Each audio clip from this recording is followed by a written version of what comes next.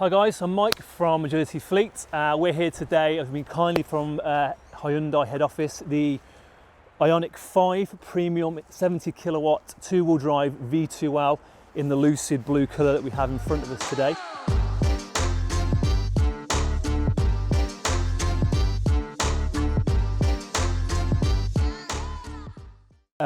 Start at the front of the vehicle. As you can see, really nice, sleek, smooth finish. We seem to be seeing this more and more now on the electric vehicles, obviously with no radiator grille necessary anymore. We're getting this real nice, smooth ending to the front of the vehicle. Gives it a nice finish if you ask me personally. 256 pixel LCD headlights as well featured on this particular Ioniq.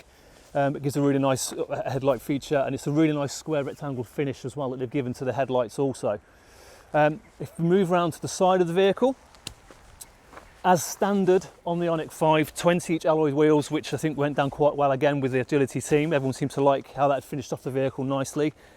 Again, coming down to the electric sort of the model that everyone seems to be sitting with, really nice, smooth, sleek lines that seems to be really setting off the industry in terms of the electric market. But I think it gives a really nice finish with also the trims as well. Two-tone, as you can see, with the grey finish. Checking through the colour spectrum that they are offering as well, most of them are finishing with a two-tone finish when you actually choose it as a standard colour. So the black comes with a slightly darker grey on around the arches, etc., and down the sill, for example. Moving around to the rear of the vehicle, Hyundai have actually come up with the unique finish with the rectangular lights on the back stretching right across the back of the vehicle as well. Really nice option, I think, really smooth, again, sleek, tidy lines, which really have a nice finish to the vehicle also. We've also got opening boot, which we can show for you, that works off the remote. Simple press and hold off the key fob. As you can see, the key fob does need to be kept held to keep the boot open and on re-entry, which we'll come into a little bit shortly. But I found it a little bit frustrating personally at times. I mean, it's a small little feature, but I just think if you have got things in your hand, or for people maybe haven't got the dexterity in the fingers, it could be a little bit awkward as well. But even so, it was still nice to have the option of an electric automatic opening boot, if I'm honest. As you can see from the boot itself, fairly spacious for this type of vehicle. Also with the retractable shelf, we have popping up that just simply clips in and sits as well. So all, obviously, any luggage that's in the back's all kept under cover and no one's on view to anybody at all. Again, easy to retract. Also, you have also the little under tray as well. Anything necessary just to keep out of the way if you are a little bit sort of paranoid about anything when looking into the vehicle. You also come with a tire mobility kit that's standard with the vehicle also. Again, maybe just give a quick feature when we actually close the boot. You do have also the option on the boot itself. So a quick little one press, boot comes down and drops in nicely, nice smooth finish also. Okay, if we do walk around to the side of the vehicle, there is a keyless entry feature. So it does actually sensor when you do get too close to the vehicle, and typically it's not going to work for me right now. Standard, brilliant, as we're live on camera, but let's just show you just pressing the fob anyway. We'll come back to that and we'll show the keyless entry a little bit later on in the video. Okay, so proof that the vehicle does come with keyless entry. If we approach the vehicle, key in hand, I think within about a metre of the vehicle itself, the vehicle does open, as you can see, ready for you to enter the vehicle. Nice little feature, and I think it was maybe a hit and miss with some people within Agility as well. The handles, it gives a really nice design, I think, in terms of how it's finished. Whether people actually enjoyed and the practicality of the handle working in such a way and grabbing was a little bit, again, hit and miss with some colleagues, and even my partner mentioned it as well. Whether, again, that could be an issue for people who are struggling with any sort of hand issues, etc. But I think in terms of just purely from the design feature, I do think it is a really nice option, the way they've actually integrated that into the side of the vehicle to finish it off really nice and smooth. If we head into the back of the vehicle, something that was pointed out by most of the staff as well at Agility, the space is fantastic for this type of vehicle as well. So plenty of legroom in the back of the vehicle. We've actually left the driver's seat, which is where I was driving. I'm say aware of a 6 foot, and you can see there's plenty of space, good inch or two for my knees to have clearance there and in the back of the vehicle. It was really a nice option. Everyone commented within Agility as well how much space was in the back of the vehicle, or just generally actually. I think maybe just with the electric and everyone's really moving forward into that more modern type of design, it was a really kind of very clean, very sort of spacious design of the interior of the vehicle as well. Standard features really in most vehicles in the back these days. We have one on the Ioniq 5 as well. Simple armrests, a couple of cup holders there to keep you refreshed.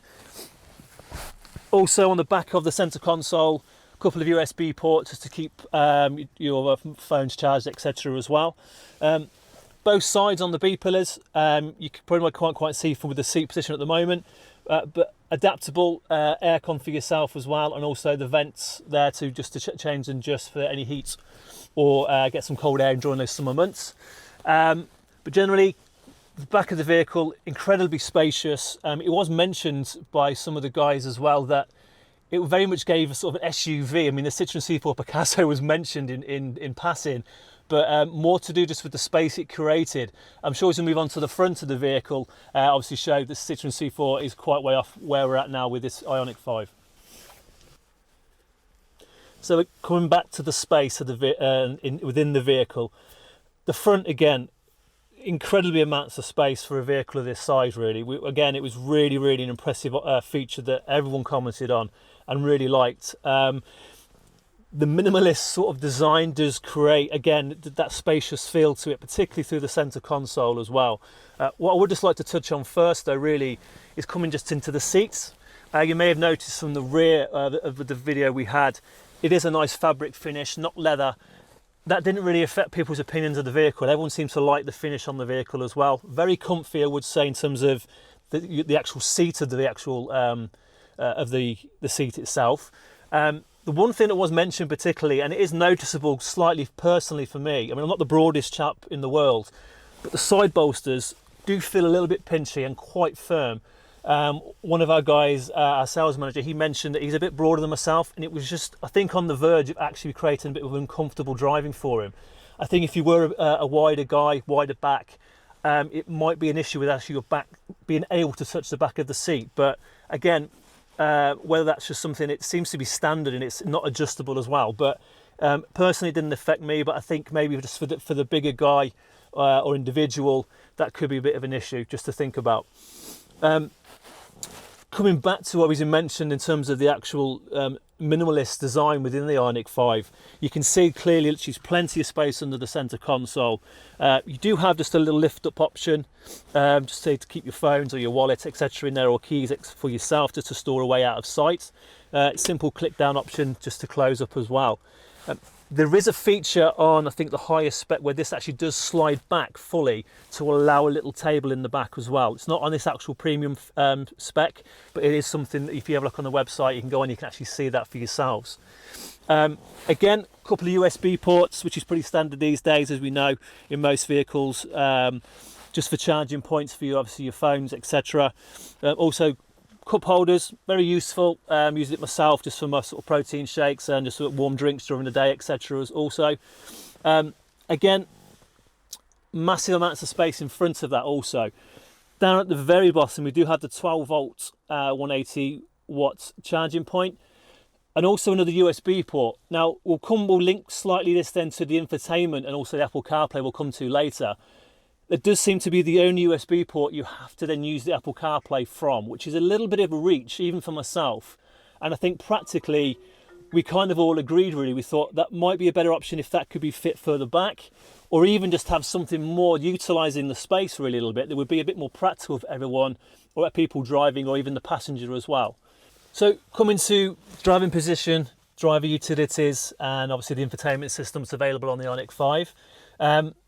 As you can see, nice clean lines with the two split screens on the front for you as well. 12.5-inch infotainment screen for you also. Did fine with the infotainment system. I have to admit, I'm a big fan of the Apple CarPlay. I have to admit, I'm sold on that. I have also been using at the moment the wireless option that Apple CarPlay can have on other manufacturers. Again, that's really brought me in. I'm completely sucked into that idea. This does have it, but only with the USB charging port option, so the hardwire cable into your phone. With this particular vehicle and what we can offer, we did find it on the actual infotainment system and the screen you have. As mentioned, it does split into the driver options in terms of your recharge, cruise control options, all the things you'd expect to see, which you can also scroll through with different option and menu modes on the screen also. It does, as you can see, go from speed limits to attention level, how long you've been driving for, so it does obviously notify if you do need to take a break or not, if it's recommended in that respect. Kind of the tech that you expect really now from an electric vehicle and all the little frills that come with that. On the right hand side of the dash here, you can see that's obviously where you see maybe some of the driving videos, the power and with the recharge. So it's an easy way of monitoring how you are getting the recharge back from the vehicle. And that does also help you adapt, as mentioned before, your driving style and how actually you need to just slightly change that to help recharge in that respect. Really nice and easy user options on the steering wheel. Right hand side was purely for driver utility in that respect, and then the left hand side was all for the infotainment system on the left hand side as well. One point was made by, I think, sales manager Sean and myself, and I think maybe some other guys as well, that once you're actually out of the main menu screen, and even when you had the Apple CarPlay being utilised, it was really difficult to get back to the actual home screen. The home button is at the top of the screen anyway, but it's a little bit of a reach for the driver to come across. If you're out on your own, if you did need for any reason to get back to the main home screen, it is a little bit of a faff, if I'm honest. And again, that was just sort of confirmed by some of the other guys as well. I would say though, aside from that, plenty of options as you can pick from. Heated seat option, which is a nice option as well. Your navigation, phone system. I mean, there's also pretty much everything you need. It's got a really nice feel, a nice drag with the touchscreen as well. And again, you've also got the vehicle information in terms of your battery charge life, etc. Eco mode, how you're driving as well. So moving down from the infotainment system onto the main climate control and also infotainment main button dash as well. You do also have that option rather than touchscreen. Again, really nice and simple, which you may have seen earlier on with the ignition off. Really clean, it's just literally blank, so it gives a nice, just clean finish to the vehicle. But again, really easy to use, simple, nice, easy touch tones for all the different options on there. Obviously, heated screens, increasing the intensity of of the blower as well. Also adjustable in terms of your climate control. Really nice touch. I found it really easy to use and utilise while driving. Nice, easy reach as well, and found it was just a nice little feature that was added in to help with that climate control option for yourselves. Moving back across just to sort of the driving position and the steering wheel area, there was really sort of two main flaws that really got highlighted by, I think, most people. Certainly one of them was most people, and also in terms of cruise control and the steer assist was really highlighted by a couple of us who tried it. I'll come to the gear shift first. I mean, I understand the practicality and the use of where it's positioned, but it really does stand out like a sore thumb, and that's a very, I think, subtle way of putting it. It does feel like a bit of an afterthought. It works fine, don't get me wrong, it does, I understand the utility of it, but in terms of just how it's been tagged on, everyone was very sort of shocked to see this cylindrical column just sticking out the side of the steering column. But as I say, it does work, and it's a nice touch to it. It works fine in that respect, and I get why it's there, but maybe just a little bit more thought into where that could have been placed might give it a nicer finish, considering the consideration to the rest of the dash and how minimalist it's been designed in terms of its finish. Coming then really to the cruise control. Cruise control worked fine. I have to say, there is options to change between what features you have with that. The one main concern that Sean, my manager, and also myself had, we tried it with the lane assist on, and the steering wheel was just constantly moving. It was twitching as if it couldn't find the centre of the lane. It was a little bit concerning, and I must admit it was something I turned off immediately and I never went back to. Whether it's, I'm not sure why it's doing that, whether that is just a standard. I mean, we all drive different vehicles, from Volkswagens up to sort of the Volvo. We all have similar options, as well, as you can imagine now, across most of the new vehicles. Okay, you do see the steering wheels adjusting slightly, But this generally was actually, I wouldn't say a shake, that's a bit too much of an exaggeration, but it was constantly shifting, and it was, to say, a little bit concerning and something that wasn't really an enjoyable feature that we found.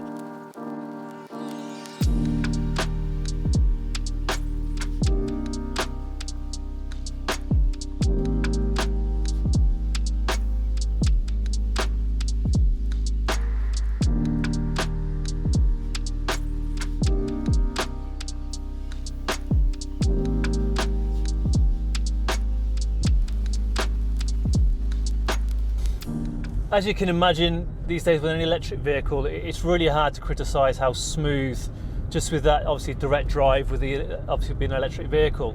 Again, it's exactly the same with Ioniq 5. Really nice to drive from the acceleration point of view. The one thing I would say that probably needs a little bit of getting used to, and it is adjustable, and I think it is a common feature now on a lot of electric vehicles, is the recharge, so coming off the throttle. It can be quite aggressive, and I must admit it takes a little bit of getting used to, but I have to say, once you I had the vehicle for 2 or 3 days, and after a day or so of actually utilising it, it's a very, very good feature, particularly if you are concerned about the mileage, obviously, and keeping the recharge in place so you are getting the best out of the vehicle.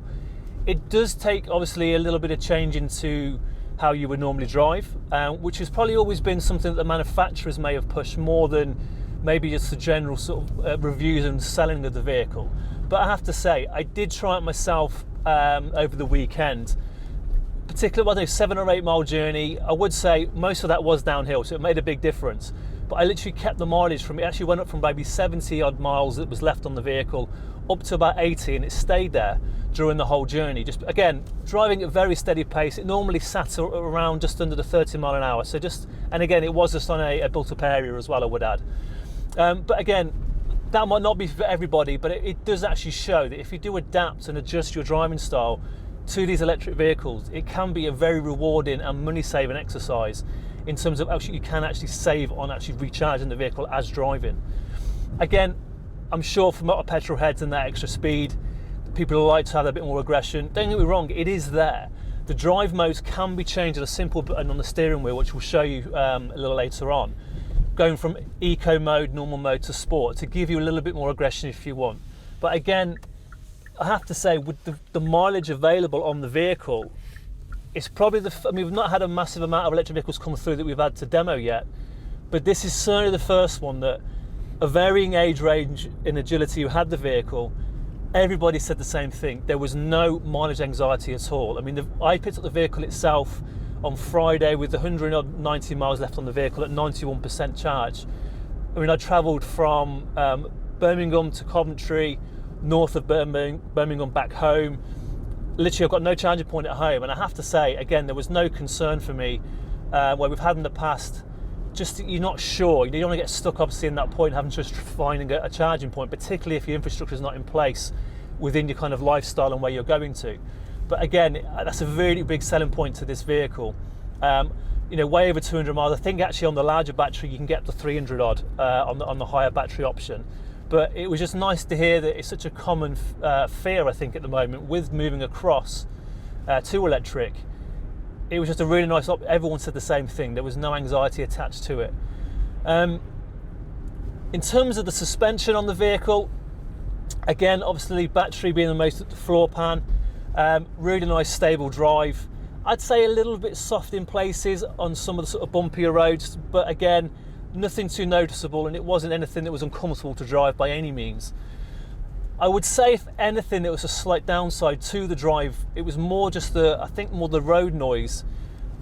I think we're finding again, probably most people think the same, is with the electric vehicles, they're taking a lot of the sound deadening out of the vehicle. And it's not, again, too loud, it's not hugely noticeable, but I just think it doesn't give that quiet, soft drive and finish to the sort of the noise of the vehicle and how it feels.